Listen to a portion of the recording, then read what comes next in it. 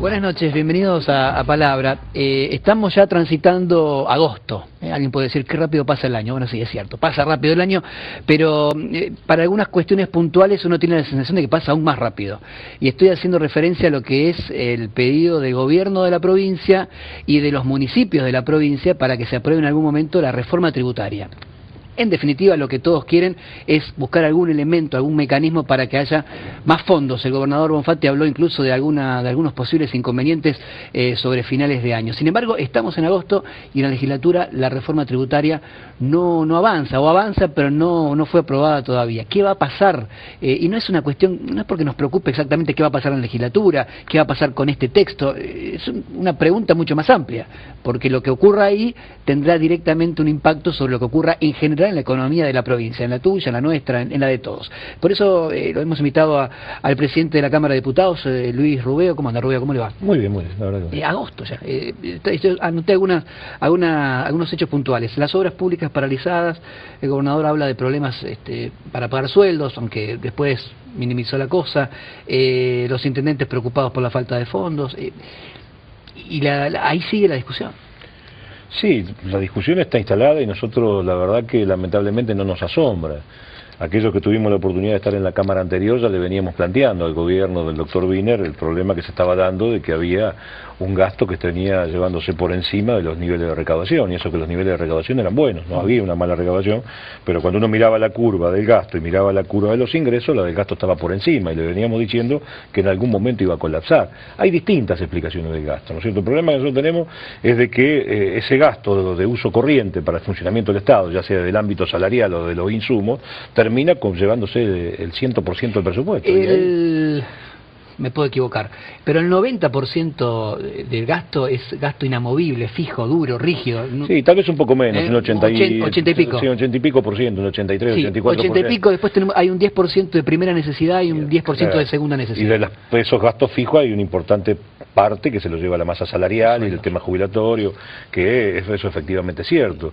Lo que sucede es que la administración del doctor Wiener tenía que a lo mejor haber puesto freno en algunas cuestiones, que cuando uno a veces las analiza dice, no, pero no tienen tanta incidencia en el monto presupuestario.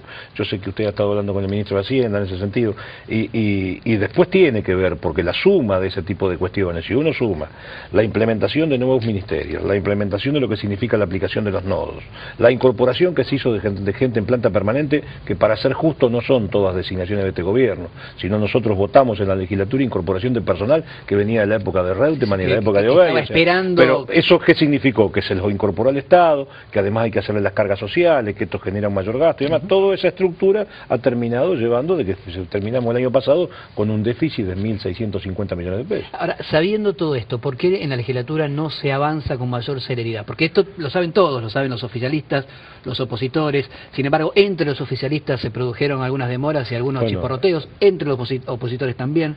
Yo sé que es un tema delicado, pero por otro lado están las urgencias. No, eso es correcto, pero fíjese que la demora que está dada, nosotros en la Cámara de Diputados le dimos ingreso la semana pasada, o sea, te lleva 7 días en la Cámara, y estamos esperando la presencia del ministro, que va a ser la semana entrante, para poder dilucidar una determinada cantidad de dudas que han venido planteando los legisladores, y a partir de allí obrar en consecuencia. Yo creo que la Cámara de Diputados, no más allá de fin de mes, le está dando sanción. ¿Sí?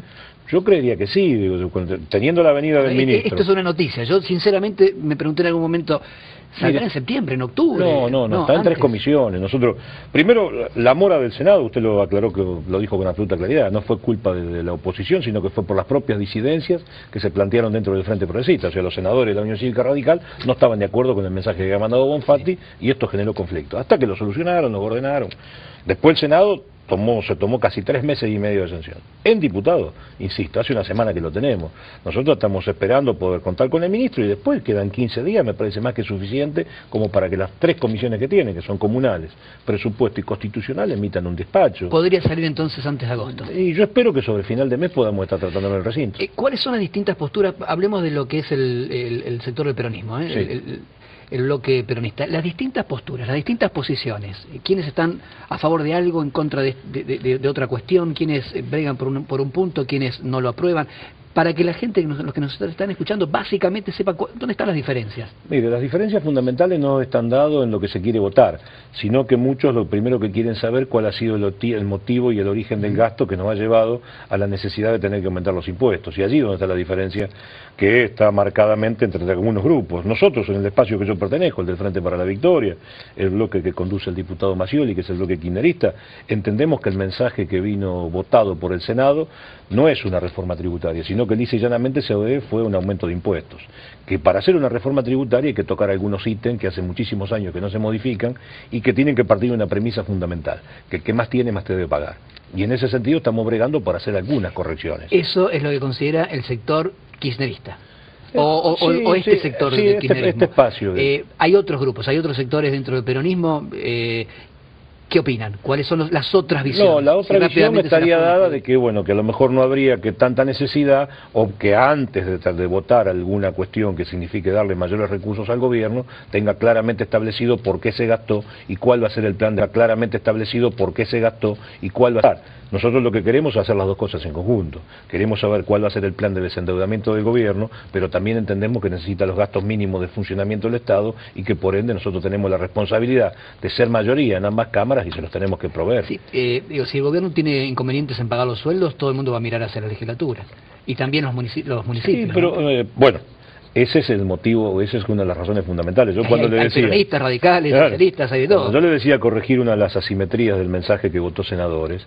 Una de las cuestiones fundamentales, nosotros estamos poniendo una mirada muy crítica sobre el impuesto inmobiliario rural y sobre el impuesto inmobiliario urbano, que además tiene casualmente una partición por mitades. De lo que se cobra, el 50% va para la provincia y el 50% va para los municipios. Ahora, de acuerdo a lo que se aprobó en el Senado, al sector del ruralismo por el impuesto inmobiliario rural se lo afecta muy poco.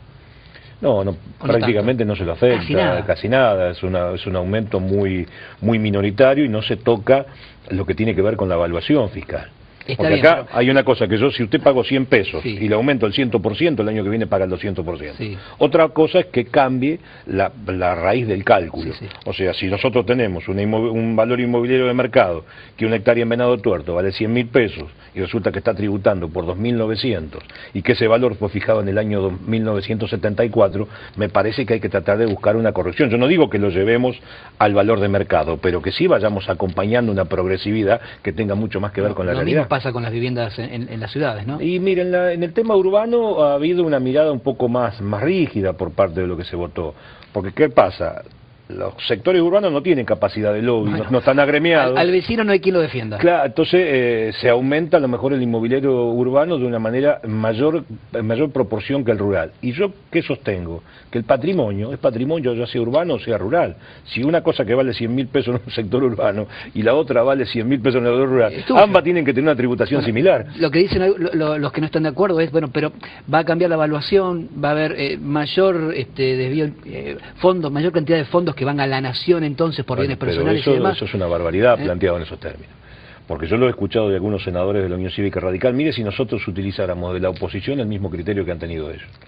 Si dijéramos, no, entonces nosotros no vamos a votar nada porque le vamos a dar recursos a Bonfatti, como Bonfatti no es de nuestro partido, entonces que se joda. La verdad es que esto me parece una barbaridad. Nosotros tenemos que tener una responsabilidad mucho más concreta y específica y mirar la cuestión como corresponde. Y en el mirar como corresponde, tenemos que tener algún sistema de criterios de justicia tributaria. Es tan complicado, digo, hermano, si tenés 100... tributá por 100, si tenés 200, tributá por 200. Digo, visto de esta manera...